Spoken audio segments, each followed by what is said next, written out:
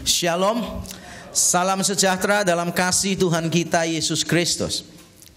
Sadar atau tidak sadar, kita mengakui atau tidak mengakui, kita hidup di dalam sebuah zaman yang tampaknya tidak terlalu menganggap dosa sebagai sesuatu yang sangat serius.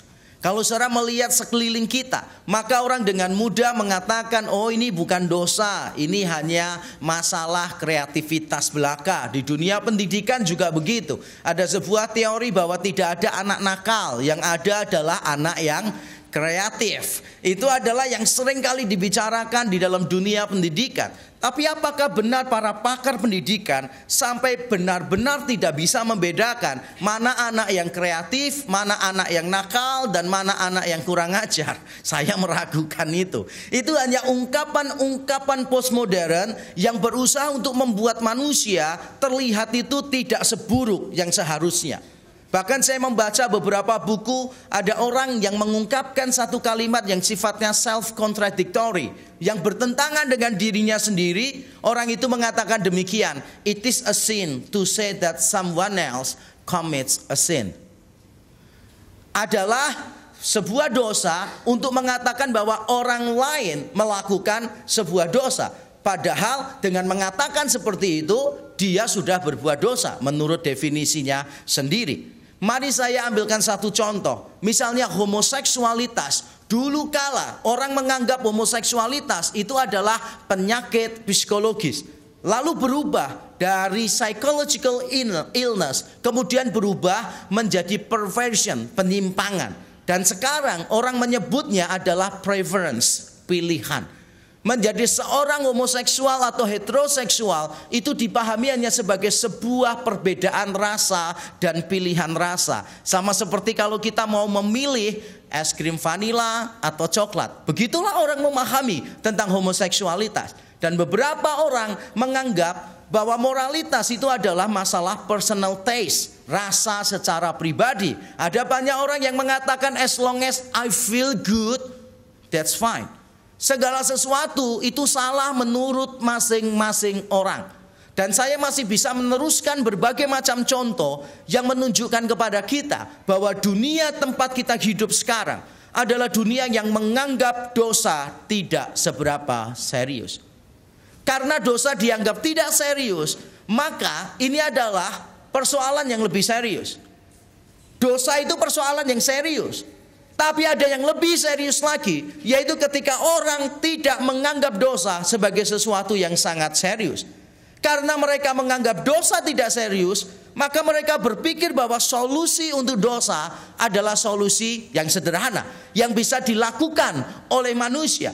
Mereka berpikir bahwa dengan kebaikan, dengan ritual keagamaan, dengan tindakan-tindakan yang bermoral dalam tanda kutip, dengan tindakan-tindakan filantropis menolong orang lain, mereka berpikir bahwa dosa bisa diselesaikan. Mereka tidak tahu bahwa dosa sesuatu yang serius dan tidak menganggap dosa sebagai sesuatu yang serius adalah persoalan yang jauh lebih serius lagi. Kalau dosa tidak serius, saya yakin Allah tidak perlu susah-susah untuk mengirimkan anaknya sendiri menyelesaikan dosa bagi kita semua yang ada di sini. Saudara, dosa begitu serius di mata Tuhan dan tidak ada solusi bagi dosa selain anugerah Tuhan yang bekerja di dalam hidup kita. Dan itulah yang akan kita dengarkan hari ini. Dosa lebih serius daripada yang kita pikirkan dan perbuatan baik tidak akan pernah cukup untuk menyelesaikannya. Mari saya mengundang kita untuk membaca di dalam Yohanes pasal yang ketiga.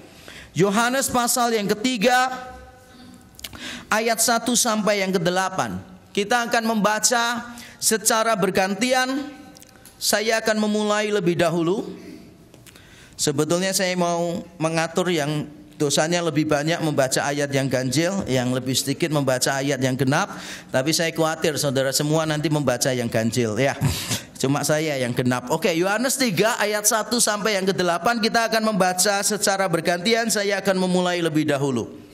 Percakapan dengan Nikodemus, Lembaga Alkitab Indonesia memberi judul begitu, adalah seorang Farisi yang bernama Nikodemus, seorang pemimpin agama Yahudi.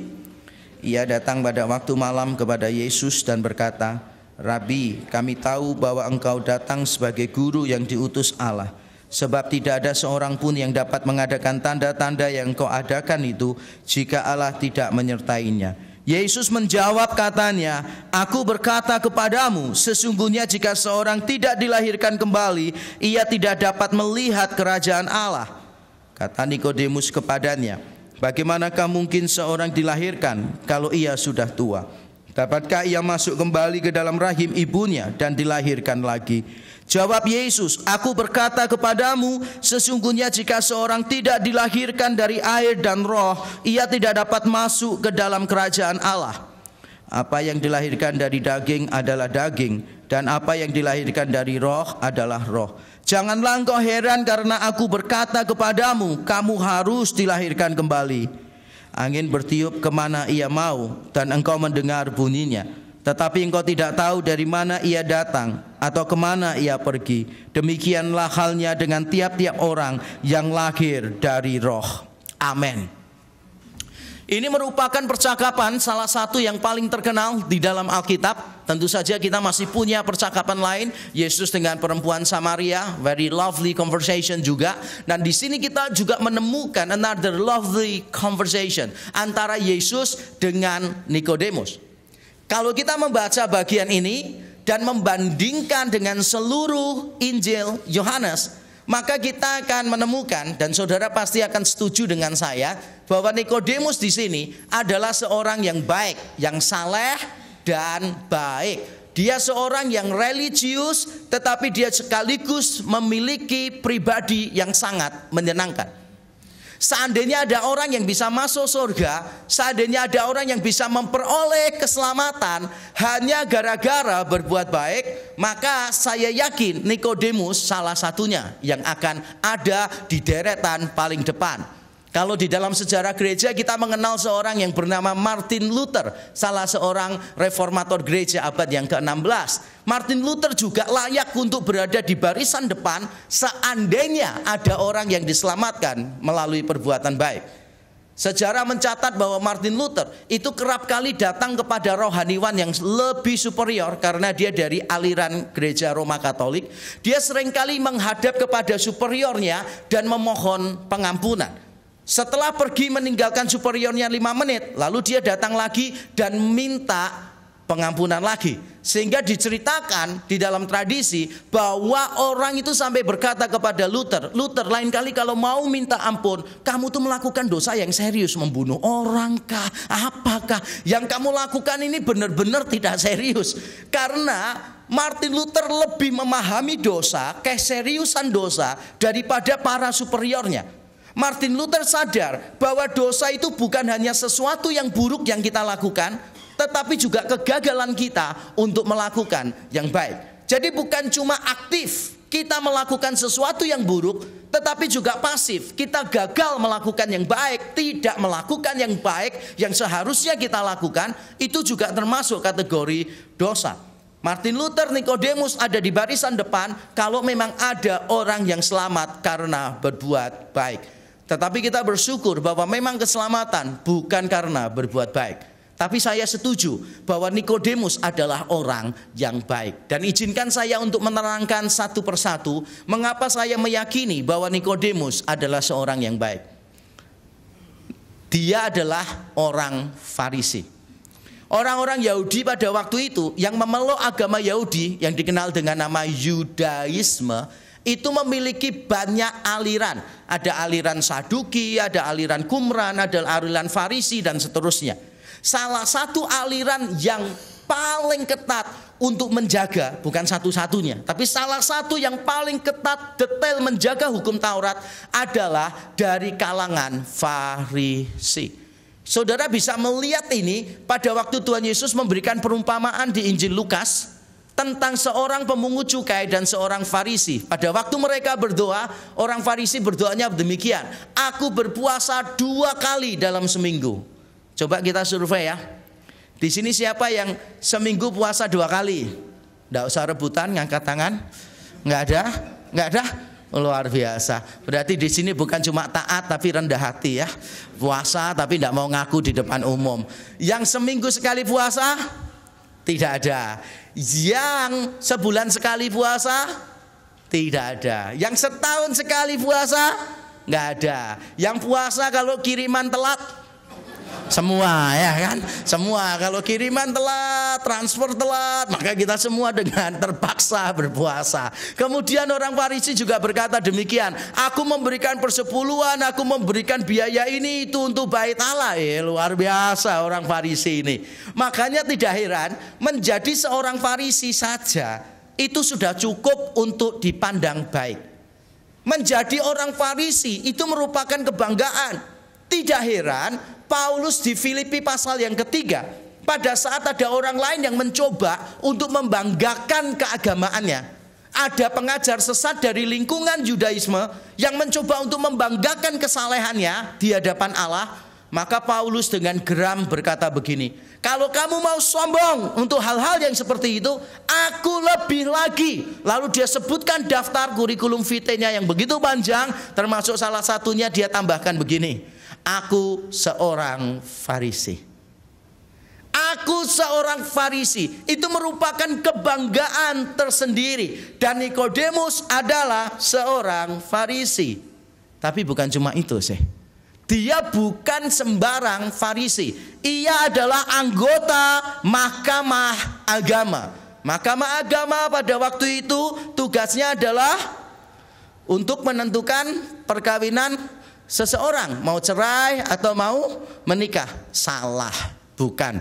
Memang istilahnya very unfortunate, tidak jelas untuk kita. Kalau Mahkamah Agama, saudara jangan pikir, oh berarti sama dengan pengadilan agama, benar ya?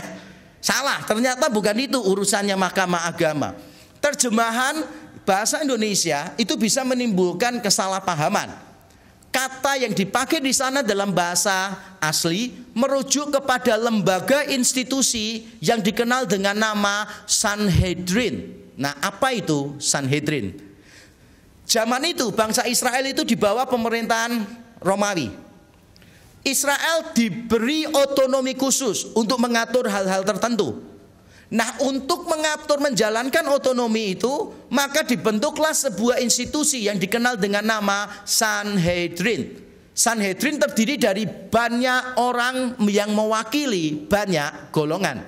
Salah satu golongan yang diwakili di dalam Sanhedrin adalah golongan Farisi. Ada golongan Saduki juga, ada golongan tua-tua dan seterusnya. Salah satu golongan yang diwakili di dalam Sanhedrin adalah Farisi. Tetapi tidak setiap orang Farisi adalah anggota Sanhedrin.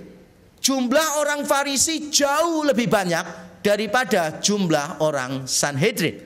Sehingga kalau seorang Farisi mau mewakili di dalam Sanhedrin, dia harus menjadi seorang Farisi yang luar biasa, yang extraordinary. Dia harus punya kekhususan dibanding dengan yang lain. Tidak mungkin Farisi biasa dipakai, dipilih untuk mewakili golongannya di Sanhedrin. Dan kita menemukan di sini bahwa Nikodemus adalah anggota Sanhedrin. Berarti dia bukan seorang Farisi biasa. Bayangkan sebentar ya. Menjadi Farisi saja itu sangat dihormati, apalagi dia mewakili golongannya di Sanhedrin. Kalau saudara bingung membayangkan, mari kita cari contoh. Kalau saudara berada di tempat-tempat Kristen yang notabene-nya itu Kristen tradisionalnya sangat kuat, Manado, Kupang misalnya, kemudian Nias, Ambon dulu. Nah, saudara tahu tokoh yang paling dihormati oleh mereka itu seringkali bukan tokoh politik. Yang dihormati oleh mereka adalah tokoh religius, tokoh agama, itu yang dihormati mereka. Hal yang sama berlaku pada daerah-daerah tertentu yang sangat kuat agama Islamnya misalnya. Maka orang-orang di sana lebih taat kepada tokoh agama daripada tokoh pemerintah. Semakin religius sebuah komunitas, maka semakin menghormati rohaniwan komunitas itu. Dan ini terjadi di mana saja dan kapan saja. Kalau orang itu religius, berarti orang itu menghargai hal-hal yang rohani, termasuk menghargai para pemimpin rohani. Saya masih ingat kalau saya pelayanan di daerah Manado, Ambon, Kupang, Nias dan sebagainya, maka saya menemukan bahwa respons mereka terhadap hamba Tuhan itu sedikit berbeda dengan yang ada di tempat-tempat lain. Saya masih ingat pada waktu saya selesai KKR di Manado, beberapa gereja berkumpul bersama di lapangan, kemudian saya selesai melakukan KKR, dan setelah KKR makan. Saya di tempat yang terdepan, biasanya pendeta kan disuruh makan lebih dahulu. Jadi saya makan di depan, tapi di depan saya itu ada anak kecil. Nggak tahu, mungkin calon pendeta sehingga dia ada di depan saya. Bukan, karena dia anak kecil tidak tahu peraturan yang baik seperti apa. Nah, dia ada di depan saya, lalu mengambil makanan karena anak kecil kurang hati-hati, makanannya jatuh. Pada saat makanannya jatuh, saya berpikir dalam hati, ini kalau saya tidak membersihkan, maka orang lain bisa menginjak dan jatuh. Lalu saya ambil tisu dengan spontan dan saya bersihkan makanannya. Wah, saya langsung di stop, dicegah oleh pendeta-pendeta di belakang saya. Langsung, Pak jangan Pak, Pak jangan Pak. Wah, saya pikir jangan Pak, biar kami. Ternyata juga mereka tidak membersihkan juga. Ternyata mereka menyuruh orang lain untuk membersihkan. Nah, tapi setelah peristiwa itu saya kaget. Karena mereka berkomentar begini, wah Pak Yakub ini hamba Tuhan paling rendah hati yang kami pernah lihat. Mosok hamba Tuhan mau mengambil kotoran dari lantai. Lalu saya noleh dan saya berkata, saya ini gak rendah hati loh sebetulnya. Saya melakukan itu bukan karena apa-apa. Karena kalau saya tidak ambil, orang lain bisa. Bukan masalah saya rendah hati atau tidak rendah hati. Tapi itulah cara pandang orang sih. Karena saya hamba Tuhan, diletakkannya itu tinggi. Pada waktu saya melakukan hal-hal yang biasa, itu sudah cukup bagi mereka untuk mengatakan saya rendah hati. Saya pernah pergi naik kereta ekonomi, lalu di gerbong itu ada banyak orang yang kenal saya karena sudah sering ikut seminar saya. Mereka juga sedang dalam perjalanan ke satu kota untuk ikut seminar. Waktu melihat saya di gerbong itu, wah mereka salaman dengan saya, jabat tangan. Dan ada satu rekan yang saya kenal, dia peluk saya dan dia bisikan kata begini, wah hamba Tuhan rendah hati, masih mau naik kereta ekonomi. Saya koreksi, saya naik kereta ekonomi bukan karena rendah hati, karena jamnya pas. Kalau saya naik yang eksekutif telat memang. Jadi seringkali saudara, kita itu melakukan hal yang biasa, yang tidak ada hubungannya dengan rendah hati atau tidak rendah hati. Tapi orang itu karena menghargai kita terlalu tinggi, apa yang biasa bagi kita itu dipandang luar biasa bagi mereka. Ngerti ya maksud saya? Semakin religius sebuah komunitas, maka penghargaannya terhadap hamba Tuhan semakin tinggi. Tidak heran di dalam beberapa kesempatan ada mahasiswa teologi mendaftar di STT, calon mahasiswa. Dan biasanya kalau ada dari daerah-daerah Kristen tradisional, kalau mendaftar itu polos-polos. Pernah ada satu anak saya tanya, mengapa kamu mau jadi hamba Tuhan? Jawabannya simpel, saya mau membantu perekonomian keluarga saya Pak.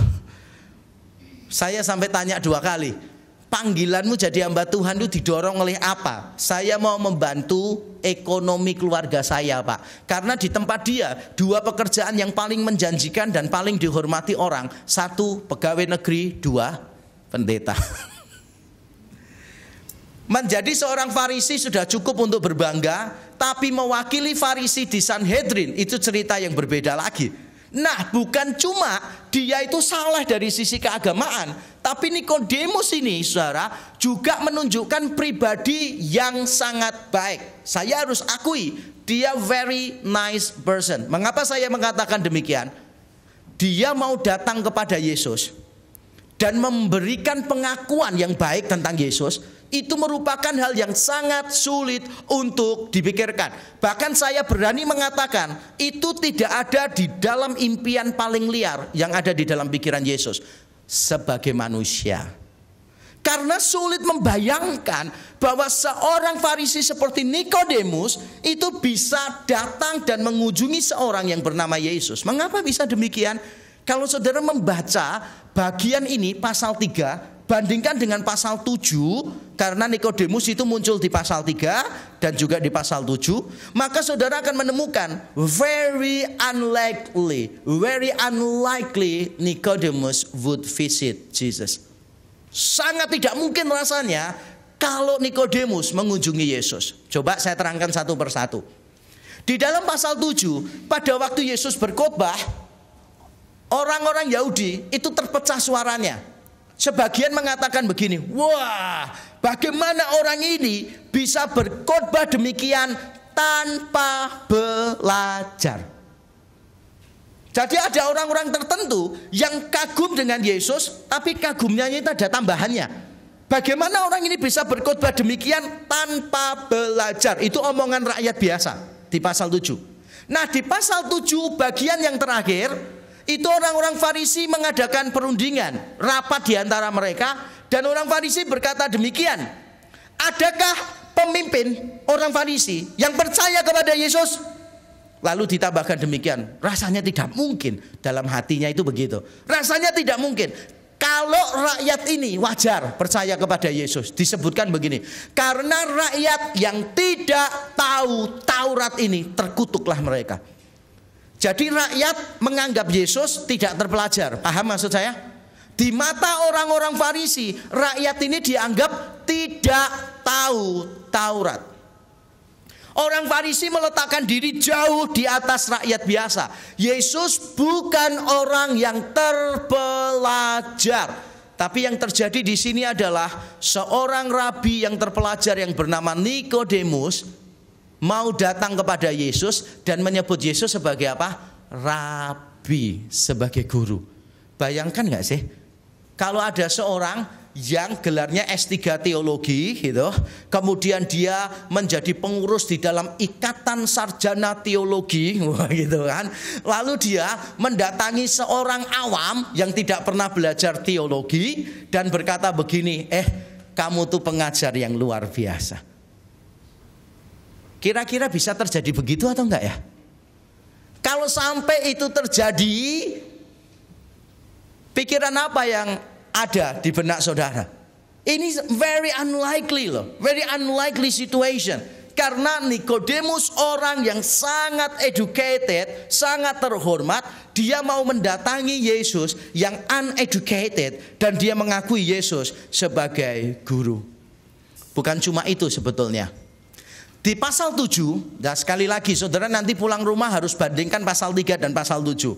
Pasal 7, pada waktu Nikodemus membela Yesus, begini jawaban teman-temannya Farisi.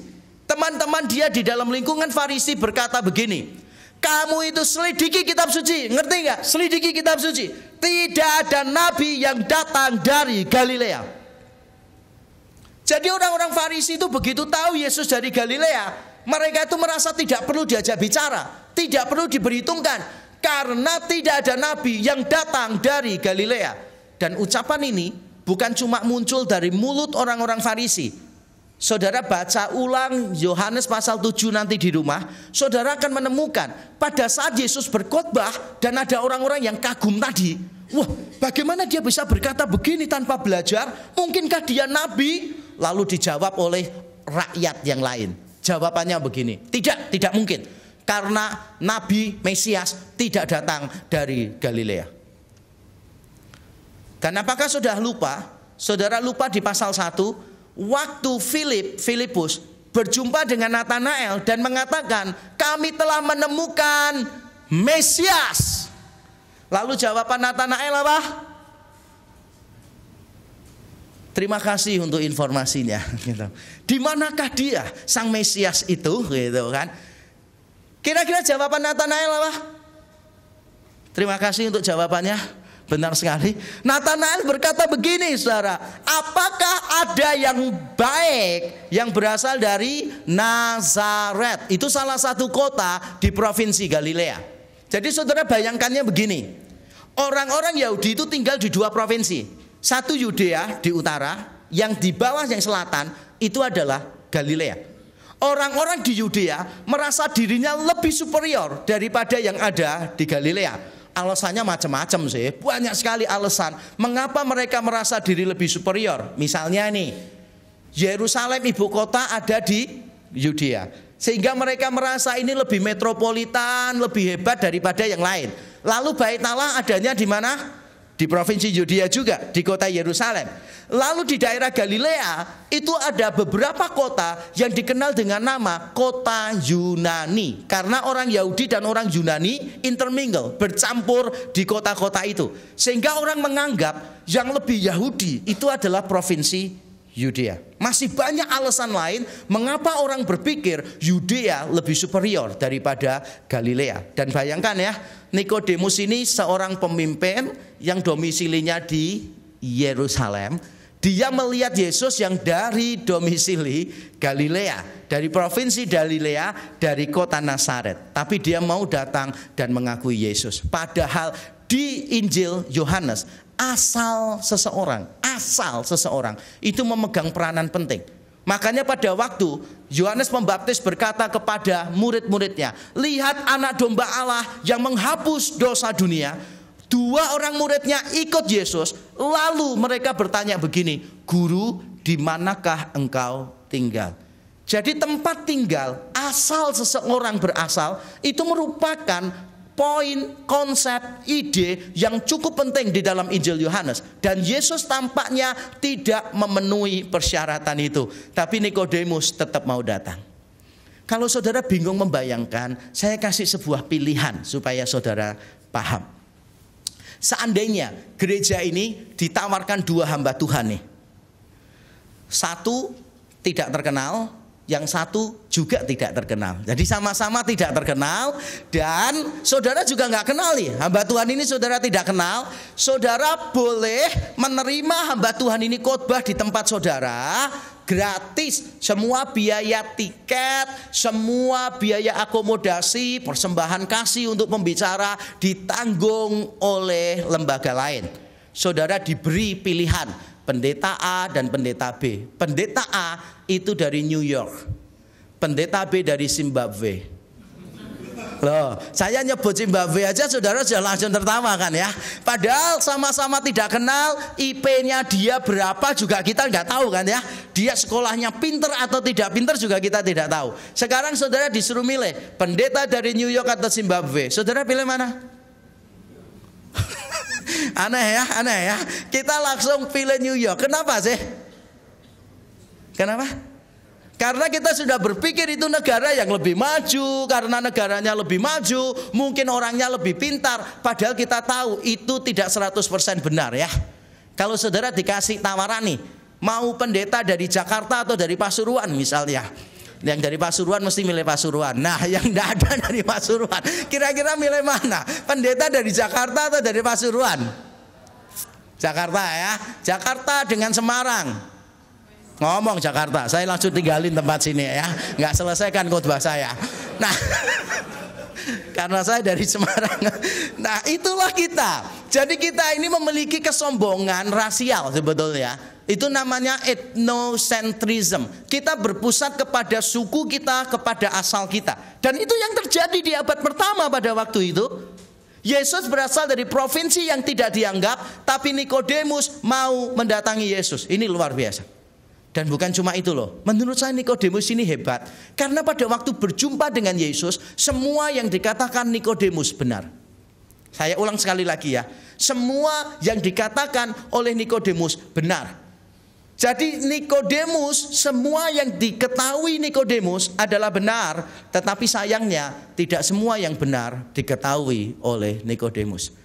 Semua yang diketahui Nikodemus di sini adalah benar, tetapi tidak semua yang benar diketahui loh Nikodemus. Nikodemus datang kepada Yesus dan berkata begini, Guru, benar nggak Yesus guru? Benar loh. Karena di Yohanes pasal 13, setelah Yesus mencuci, menyeka kaki murid-muridnya dengan air, membasuh kaki mereka, lalu Yesus berkata begini, engkau menyebut aku guru dan Tuhan. Memang benar perkataanmu, akulah guru dan Tuhan. Jadi Yesus itu juga guru. Lalu Nikodemus menjawab begini, engkau adalah guru yang datang dari Allah. Benarkah Yesus itu datang dari Allah? Benar, Yesus berkali-kali mengatakan, aku datang dari atas. Bahkan di pasal yang ketiga pun, saudara kalau baca di ayat-ayat sesudahnya, Yesus mengatakan anak manusia itu datangnya dari atas. Memang benar dia datang dari Allah. Bahkan Nikodemus ketika mengatakan, Yesus engkau rabi, berarti Yesus dengan Nikodemus sejajar.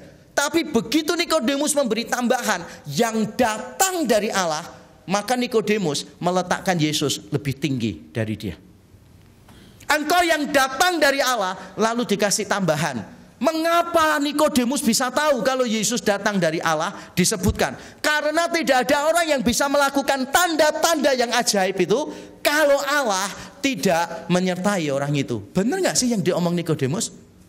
Benar. Bahkan orang-orang Yahudi lain, orang-orang Farisi lain gagal memahami tanda yang dilakukan oleh Yesus.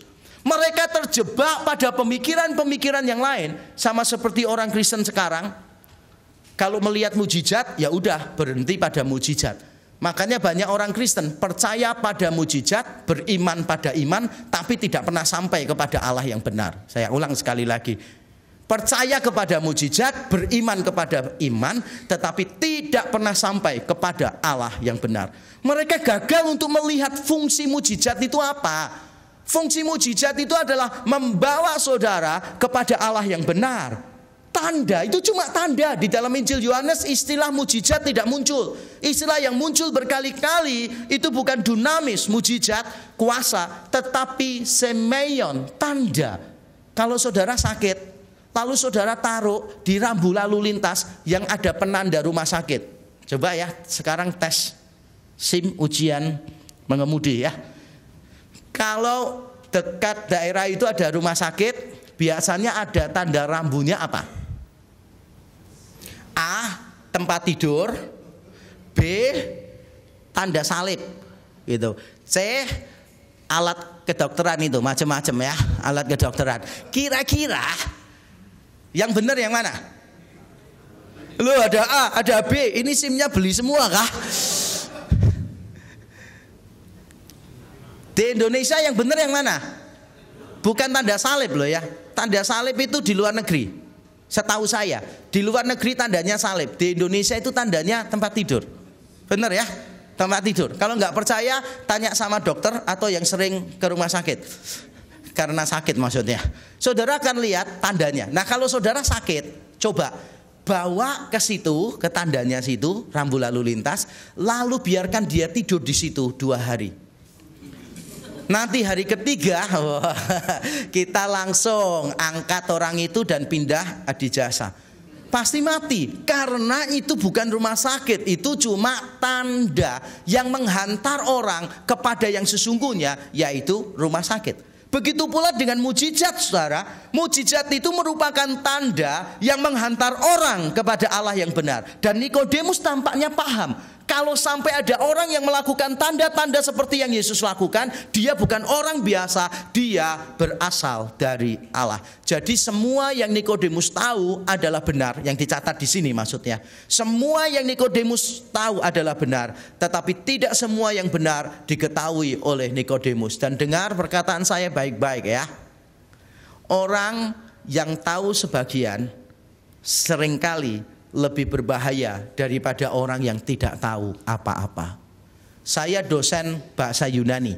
Biasanya saya mengajarkan kepada mahasiswa saya di awal kelas, mengapa kita perlu belajar bahasa Yunani. Dan kalimat saya begini, little Greek is more dangerous than none. Yunani yang sedikit itu jauh lebih berbahaya daripada tidak tahu sama sekali. Mengapa? Sebab kalau orang itu tidak tahu sama sekali, orang tidak akan pakai, benar ya? Karena tidak pakai berarti tidak salah kan ya? Pakai kok. Tapi kalau orang itu cuma tahu sedikit, dia pasti akan pakai yang sedikit. Tapi sayang dia seringkali memakainya dengan cara yang keliru. Nikodemus tahu apa yang benar, tetapi tidak lengkap. Pengetahuan Nikodemus ini cuma sebagian. Mempercayai Yesus sebagai guru, benar, dia guru, tapi tidak memadai untuk melihat kerajaan Allah. Mengakui Yesus sebagai pembuat mujizat, benar, Yesus sungguh-sungguh melakukan mujizat. Bukan cuma Alkitab yang mencatat, tapi musuh-musuh orang Kristen di abad-abad awal, mereka juga mencatat Yesus melakukan mujizat. Bahkan para rabi Yahudi mengakui Yesus melakukan mujizat, walaupun mereka mengatakan itu berasal dari kuasa kegelapan. magic yang Yesus pelajari waktu keluarganya menyingkir ke negara Mesir. Terlepas dari bagaimana mereka menjelaskan mujizat-mujizat Yesus, Yesus benar-benar melakukan mujizat. Apakah salah mempercayai Yesus sebagai pembuat mujizat? Tidak. Tapi kalau engkau hanya sampai di situ, maka engkau tidak akan bisa masuk di dalam kerajaan Allah. Dan itu yang terjadi dengan banyak orang Kristen sekarang. Kalau saudara tanya, kamu percaya kepada Yesus? Oh ya, aku percaya kepada Yesus. Yesus itu Allah yang baik, yang selalu memberikan apa yang saya doakan. Kalau cuma berhenti di situ, orang itu tidak masuk surga loh. Oh ya, saya percaya Yesus karena dulu waktu saya kanker stadium 4, saya berserah kepada Yesus dan Yesus membuat mujizat di dalam hidup saya. Kalau pengakuannya cuma begitu, tidak sampai melihat kerajaan Allah. Yesus selalu melindungi saya dan berbuat baik kepada saya. Tidak akan pernah cukup untuk membawa seseorang kepada kerajaan Allah. Karena yang bisa membawa seseorang kepada kerajaan Allah itu adalah kesadaran dia bahwa dia orang yang berdosa, tidak bisa melakukan apa-apa untuk diselamatkan selain mempercayakan diri kepada Yesus sebagai Tuhan dan Juru Selamat. Saudara, Nikodemus tahu sebagian, tapi justru tahu sebagian inilah yang lebih berbahaya daripada tidak tahu sama sekali. Mengapa bisa begitu? Kalau orang hanya tahu sebagian tentang Yesus, orang ini merasa diri sudah aman, merasa diri sudah selamat. Saudara tahu, jangan kaget ya. Nanti kalau saudara ke surga, saudara tidak berjumpa dengan orang-orang lain yang biasanya beribadah bersama saudara. Jangan kaget kalau anak-anak pendeta itu seringkali tidak mengalami perjumpaan dengan Tuhan. Saya sudah berjumpa dengan beberapa anak pendeta, saudara. Malah saya terpikir mungkin saya bisa membukukan kesaksian-kesaksian mereka supaya para pendeta belajar banyak dari mereka. Ada anak pendeta yang mengatakan dia baru terima Yesus sebagai Tuhan dan Juru Selamat itu pada waktu dia sudah kuliah. Padahal sejak kecil dia ini sudah Kristen dalam tanda kutip. Ada berapa banyak orang yang mengaku sejak dari dalam kandungan sudah Kristen. Bahkan hewan peliharaannya juga semua Kristen KTP-nya. Jadi kita menganggap bahwa ini aman karena sudah sejak kecil Kristen, sudah sejak kecil pelayanan di gereja. Tapi jujur saudara, ada beberapa orang yang mengaku kepada saya bahwa mereka baru terima Injil dengan sungguh-sungguh itu ketika mereka kuliah. Padahal terlibat pelayanan sudah begitu lama. Ada seorang anak pendeta yang berkata, saya tidak pernah merasa dicintai oleh papa saya. Sehingga saya sulit untuk mempercayai bahwa Allah itu Bapa yang baik. Karena saya tidak pernah punya gambaran tentang seorang Bapa yang baik. Nanti akan ada banyak kekagetan. Saya berjumpa dengan beberapa orang anak muda yang pikirannya cerdas, yang suka seminar saudara, yang suka apologetika, yang suka membaca buku yang tebal-tebal. Dan saya pernah berjumpa dengan beberapa di antara mereka yang kalau tanya kepada saya itu begitu kritis begitu saudara. Sampai saya berpikir, kuliahmu kurang sulit kah? Sehingga engkau mempersulit diri dengan pertanyaan-pertanyaan teologi yang semacam itu. Tapi saudara tahu menariknya adalah pada waktu saya melihat sesuatu yang celah di sana, saya bertanya kepada mereka begini, kamu tuh percaya kepada Yesus sebagai pribadi atau sebagai sebuah konsep keagamaan? Kamu percaya Allah itu ada atau kamu percaya Allah itu ada bagi kamu? Ternyata beberapa bingung menjawab pertanyaan saya. Beberapa dengan jujur mengatakan, saya percaya sih Allah ada. Dia ada untuk kamu enggak? Tidak bisa jawab. Engkau percaya Allah sebagai sebuah konsep, sebuah ide teologis yang engkau pertahankan mati-matian keberadaannya? Atau engkau percaya kepada Allah sebagai seorang pribadi yang kepadanya engkau selalu bisa menikmati kehadirannya, yang kau rasakan keintiman bersama dengan dia? Atau engkau hanya mempercayai Allah sebagai sebuah konsep religius? Dan ada yang mengaku terus terang, saya baru sampai pada satu taraf, Allah itu ada, Allah sebuah konsep religius, dan saya setuju dia ada. Saya setuju konsep itu benar. Dan saudara yang mengatakan ini, ada yang anak seorang hamba Tuhan. Mengetahui kebenaran yang sebagian, jauh lebih berbahaya daripada tidak tahu sama sekali. Karena kalau engkau tidak tahu sama sekali, engkau sadar engkau berada di dalam bahaya. Tapi kalau engkau tahu sebagian, engkau tidak sadar engkau berada dalam bahaya. Saya dulu suka ikut pramuka, saudara juga mungkin suka ikut pramuka. Kalau kita berada di tempat yang baru, hutan yang baru, kita ini lebih berjaga-jaga daripada kalau kita sudah berkemah di tempat itu lebih dari 1 kali, 2 atau 3 kali. Benar atau betul? Tiap kali saya pramuka di satu tempat, saya selalu tenda saya itu saya kasih garam supaya ularnya tidak lewat. Padahal beberapa orang itu sudah melakukan eksperimen. Banyak spesies ular yang tidak peduli ada garam atau tidak, tetap aja bisa masuk. Lalu tenda saya biasanya selain saya kasih garam begitu kan, saya kasih buat selokan kecil begitu, lalu saya kasih air. Tujuannya apa? Supaya serangga tidak lewat selokan itu masuk ke dalam tenda. Tapi saya lupa banyak spesies serangga yang masuk ke dalam tenda lewat terbangan ya. Serangga juga nggak bodoh lah. Kita ini yang terlalu naif kan. Pokoknya kasih garam, kasih selokan gitu kan. Kemudian kita tidur dengan tenang. Bahkan dulu saya begitu takutnya kalau saya tidur, saya itu pakai minyak kadangkala. Atau kalau lupa bawa minyak, yang saya lakukan adalah saya ngambil tanah, kasih air, kemudian luluran gitu. Walaupun itu bukan lumpur laut mati, tetapi itu cukup mematikan untuk nyamuk. Nyamuk mau gigit juga males kan ya. Serangga mau gigit juga males begitu. Pertama kali berkemah selalu berhati-hati. Saya datang, saya melihat sekeliling saya mempertimbangkan kira-kira bahayanya dari mana saja begitu. Kalau saya khawatir, wah ini nanti kalau diambil orang uang saya mikir ngaturnya bagaimana supaya tidak diambil orang. Saya pertama kali naik bis naif, kemudian saya kecopetan, lalu saya diberitahu papa saya, kamu kalau naik bis, naik kereta api, naruh uang hati-hati, jangan ditaruh di satu tempat, taruh di dompet. Karena pencopet itu pinter-pinter, dalam hitungan detik dompetmu bisa hilang. Jangan bilang begini, loh tapi dompetku ini di atasnya itu ada resletingnya bisa ditutup. Mereka bisa pakai silet diambil dari bawah, bisa hilang. Makanya saya dikasih tahu papa saya, kamu salah sih. Kalau pergi kemana-mana dipecah-pecah uangnya. Jadi taruh di sepatu, taruh di bawahnya kaos kaki begitu kan, kanan dan kiri begitu kan. Taruh di kantong yang besar, taruh di kantong yang kecil, dan yang paling besar taruh di celana dalam. Paling aman itu soalnya. Karena kalau orang pun maksa mau ngambil kan dia pingsan duluan, jadi kita bisa ada waktu untuk lari. Dan itu yang diajarkan oleh papa saya kepada saya. Saya pertama kali pergi selalu hati-hati, tapi sudah berkali-kali pergi tidak hati-hati. Orang yang tahu sebagian itu justru lebih berbahaya. Itu yang terjadi pada Nikodemus. Nikodemus tidak tahu bahwa dia punya persoalan besar. Persoalannya apa? Persoalannya begini. Perbuatan baik tidak cukup untuk menyelamatkan. Kesalehan religius tidak memadai untuk menyelamatkan. Dan Yesus berkata kepada Nikodemus begini, engkau harus dilahirkan kembali. Persoalan utama umat manusia itu bukan kurang baik.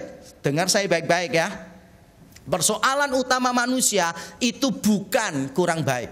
Persoalan utama manusia adalah tidak mampu berbuat baik. Dalam istilah teologi ada istilah yang keren banget. Saya ucapkan aja ya supaya kelihatan kalau saya pernah belajar teologi. Dalam istilah teologi itu ada istilah begini, non posse non peccare. Tidak dapat tidak berbuat dosa. Artinya apa? Tidak dapat tidak berbuat dosa. Berarti setiap saat kita berbuat dosa. Persoalan manusia itu bukan kurang baik, tapi kita ini tidak mampu untuk memilih yang baik, tidak mampu untuk melakukan yang baik seperti yang Allah inginkan. Persoalan utama manusia itu natur kita, sifatnya itu internal di dalam diri kita. Itulah persoalan kita. Natur kita adalah natur yang berdosa. Nothing we can do to solve our problem. Tidak ada yang kita bisa lakukan karena kita bagian dari persoalan itu. Jangan pikir korupsi cuma terjadi di Indonesia loh saudara. Ternyata beberapa orang dari negara yang maju, Jerman, Inggris, Amerika, mereka juga melakukan korupsi. Semua orang melakukannya saudara. Kenapa? Natur manusia. Semua orang itu bukan berarti setiap individu. Tetapi tidak peduli sistemnya rapi atau tidak peduli hukumnya ditegakkan atau tidak peduli gajinya cukup atau tidak, orang natur yang berdosa membuat orang condong untuk melakukan dosa. Dan Nikodemus, kalau saudara membaca di sini, Nikodemus tidak bisa memahami kalimat Yesus yang sederhana. Engkau harus dilahirkan kembali. Nikodemus tidak paham dan Nikodemus bertanya, masa aku yang tua ini harus masuk ke dalam rahim ibuku? Kira-kira kalau saudara mendengar jawaban Nikodemus, respon saudara terhadap Nikodemus apa? Nikodemus ini, jawabanmu konyol, kamu itu bodoh, kan begitu kan ya? Masa kamu gak bisa paham sih? Nah, saudara dengar baik-baik. Kalau engkau menganggap Nikodemus ini konyol dan sangat bodoh, sangat bebal, sehingga perkataan yang sederhana itu tidak bisa dipahami, maka saya ingin mengatakan ini kepada saudara. Kegagalan Nikodemus untuk memahami kebenaran yang sederhana itu bukan penyebab ia tidak masuk kerajaan surga. Itu hanyalah sebuah gejala dari sebuah persoalan yang jauh lebih serius, yaitu naturnya berdosa perlu dilahirkan kembali. Orang yang berdosa tidak mungkin bisa memahami dan menerima kebenaran. Secuil apapun kebenaran, orang tidak akan mampu untuk memahaminya. Dan itu terbukti dari kasus Nikodemus. Persoalan Nikodemus itu serius, radikal, fundamental, sehingga diperlukan solusi yang sifatnya radikal sampai ke akar-akarnya.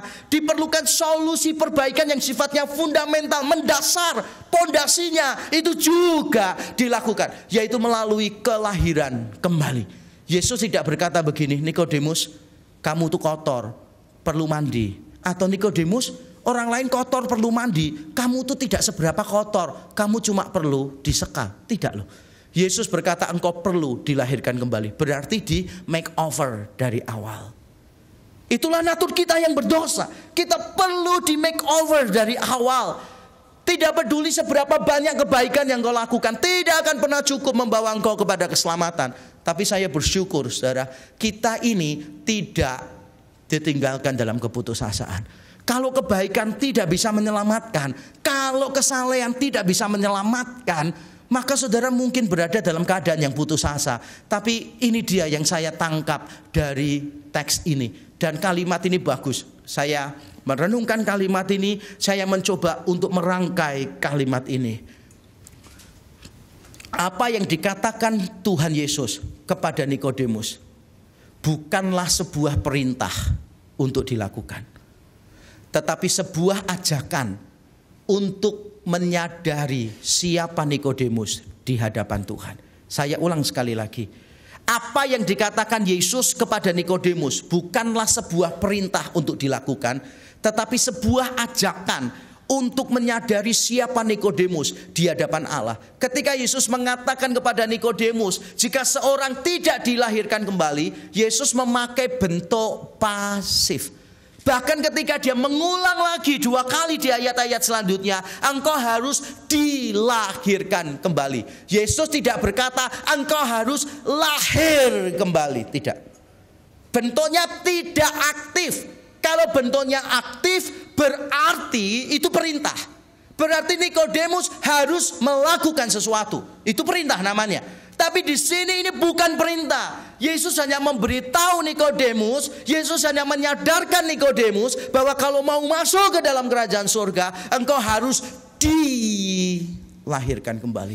Bentuknya pasif. Dan saudara tahu dari pasal 1 ayat 12 dan 13, dikatakan ada kelahiran dari atas, kelahiran dari Allah. Melalui kehendak Allah, kita ketika percaya kepada Yesus, kita dilahirkan kembali menjadi anak-anak Allah. Itu kehendaknya bukan dari kita, tapi dari Tuhan. Mari kita membaca ayat itu supaya kita lebih jelas. Yohanes 1 ayat 12 dan 13.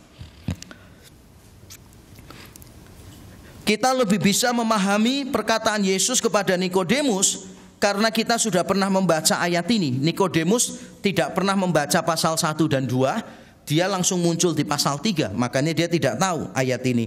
Pasal 1 ayat 12 dan 13 saya bacakan. Tetapi semua orang yang menerimanya diberinya kuasa supaya menjadi anak-anak Allah, yaitu mereka yang percaya dalam namanya. Orang-orang yang diperanakkan bukan dari darah atau dari daging, bukan pula secara jasmani oleh keinginan seorang laki-laki, melainkan dari Allah. Inilah yang disebut kelahiran kembali, yaitu kelahiran dari atas yang terjadi karena kehendak Allah. Dan saya ingin mengkalimatkannya begini, saudara. Realizing who we really are before God is much more important than everything that we do for Him. Menyadari siapa kita yang sebenarnya di hadapan Allah adalah jauh lebih penting dari apapun yang kita lakukan bagi Dia. Banyak orang berpikir kita ingin membuat Allah terkesan. Dengan cara apa? Dengan cara melakukan banyak hal kebaikan. Tapi yang membuat Allah terkesan dengan kita bukan itu. Karena tidak ada satupun yang Allah bisa terkesan yang kita bisa lakukan. Tidak ada. Yang Allah tuntut dari kita itu bukan membuat Dia terkesan dengan kebaikan kita, tapi membuat kita terkesan dengan kebaikan Allah. Dengan kata lain, menyadari siapa engkau di hadapan Allah. Sebagai orang-orang berdosa yang tidak mungkin ada harapan, tidak mungkin bisa diselamatkan tanpa campur tangan Allah di dalam hidupmu. Menyadari kehancuran dan keputusasaanmu itu merupakan korban yang lebih menyenangkan Allah daripada semua upaya dan pencapaianmu untuk membuat Allah terkesan. Karena Allah tidak mungkin bisa terkesan dengan apapun yang kita lakukan. Tapi biarlah kita terus mengagumi Allah dan terkesan dengan semua kebaikan Allah di dalam hidup kita. Kita orang berdosa dengan natur yang berdosa. Semua ini kombinasi yang mematikan. Status kita berdosa dulu sebelum di dalam Tuhan.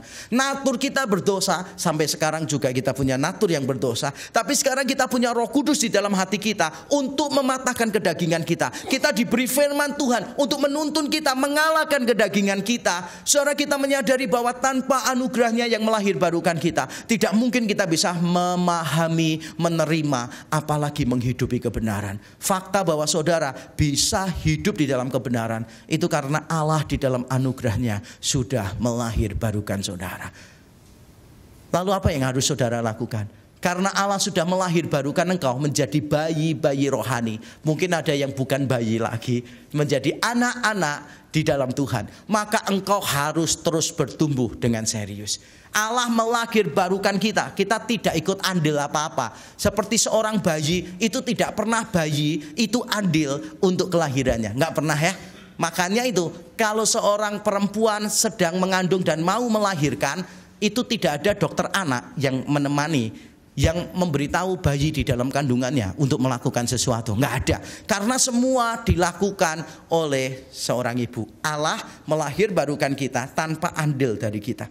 Tapi begitu kita sudah lahir sebagai anak-anak Allah di dalam Kristus, maka kita dilibatkan Allah di dalam pertumbuhan. Makan makanan yang bermutu, lakukan disiplin rohani, berdoa, membaca Alkitab, setia di dalam pelayanan. Pilihlah komunitas Kristen yang baik, yang di dalamnya engkau bisa bertumbuh. Jangan suka orang Kristen yang kumpulnya rame-rame tapi tidak ada pemuritan yang sejati. Saudara, berkumpullah dengan komunitas yang baik, baca firman Tuhan setiap hari, berdoa lebih banyak, sukai buku-buku rohani yang bermutu, aktiflah di dalam ibadah, di dalam pelayanan. Itu adalah caramu supaya engkau bisa bertumbuh dan jadilah orang-orang yang baik, yang menjadi berkat di pekerjaanmu, yang bisa mengubah tatanan sosial yang hancur di masyarakat di mana Tuhan meletakkan engkau. Disitulah engkau akan terus bertumbuh menjadi anak-anak Allah. Dan bagi Bapak Ibu Saudara di sini yang belum mempercayakan diri secara pribadi sebagai Tuhan dan Juru Selamat, mungkin engkau sudah puluhan tahun, belasan tahun jadi orang Kristen, tapi engkau tidak pernah mempercayakan diri secara pribadi kepada Yesus sebagai Tuhan dan Juru Selamat pribadi. Saya menantang saudara hari ini untuk melakukannya. Kalau Roh Kudus menggerakkan hatimu, menggelisahkan hatimu, membuat engkau ragu, apakah kekristenanku selama ini adalah kekristenan yang benar, saudara bisa datang kepada Tuhan, menyerahkan dirimu sekali lagi Karena engkau tidak pernah tahu apakah engkau bertobat sungguh-sungguh atau tidak. Kalau itu ada keraguan di dalam hatimu, mari datang kepada Tuhan dan berkata, Yesus, engkau Tuhan dan Juru Selamatku. Aku tidak mungkin bisa selamat tanpa anugerah-Mu bekerja di dalamku. Aku orang berdosa, terimalah aku apa adanya dan ubahlah aku menjadi seperti-Mu. Kiranya itu menjadi doa kita. Mari kita tunduk kepala, kita berdoa. Haleluya. Mari kita mengambil waktu sejenak di hadapan Tuhan untuk mengambil respons terhadap firman Tuhan. Yang pertama, mari kita mengucap syukur untuk keselamatan secara anugerah yang Tuhan beri bagi kita. Kebaikan kita tidak akan pernah cukup untuk menyelamatkan kita. Ketaatan dan kesalehan kita tidak akan pernah memadai untuk membawa kita masuk ke dalam kerajaan surga. Tidak ada satupun yang kita bisa lakukan untuk membuat Allah terkesan, yang membuat Allah berhutang kepada kita. Mari kita datang tanpa membawa apa-apa, karena memang kita nothing di hadapan Tuhan. Mari datang as you are. Datang kepada Tuhan. Tuhan, aku datang kepadamu apa adanya, dengan semua dosaku, dengan semua kegagalanku, dengan semua kehancuranku, dengan semua masa laluku yang kelam, dengan semua keadaanku yang tanpa harapan. Datang kepada Tuhan. Justru Tuhan menyenangi orang-orang yang datang dengan hati yang hancur, dengan jiwa yang patah, yang menyadari bahwa mereka tidak bisa melakukan apapun untuk membuat Allah terkesan. Mari datang kepada Tuhan dan katakan, Tuhan, terima aku apa adanya. Haleluya. Haleluya. Terima kasih Tuhan. Bagi saudara yang sudah percaya Yesus sungguh-sungguh sebagai Tuhan dan Juru Selamat, mari mengambil komitmen. Tuhan, aku mau bertumbuh terus. Aku tidak mau jadi bayi-bayi rohani saja. Aku mau bertumbuh, tambah dewasa, tambah seperti Yesus Kristus di dalam karakter, di dalam segala sesuatu. Mari mengambil komitmen di hadapan Tuhan. Tuhan, tolong aku lebih giat baca Alkitab, lebih giat dalam berdoa, lebih giat di dalam ibadah, di dalam pelayanan, membaca buku-buku yang bermutu, berkumpul bersama dengan sesama saudara seiman di dalam komunitas pemuritan yang menguatkan. Mari kita mengambil waktu, ambil komitmen di hadapan Tuhan. Haleluya. Haleluya. Terima kasih Tuhan.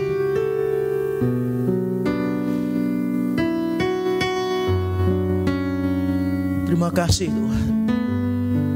Bapa di surga, inilah kami. Kami datang kepadamu ya Tuhan. Kami datang kepadamu, bersyukur untuk firman yang Engkau sudah sampaikan kepada kami ya Tuhan. Terima kasih kalau Engkau mengingatkan kami bahwa kebaikan kami, ketaatan kami, kesalehan kami, tidak ada satupun yang bisa membuat kami layak untuk melihat kerajaan surga, apalagi untuk masuk di dalamnya. Kami bersyukur Engkau mengingatkan kami tanpa harapan di luar Kristus.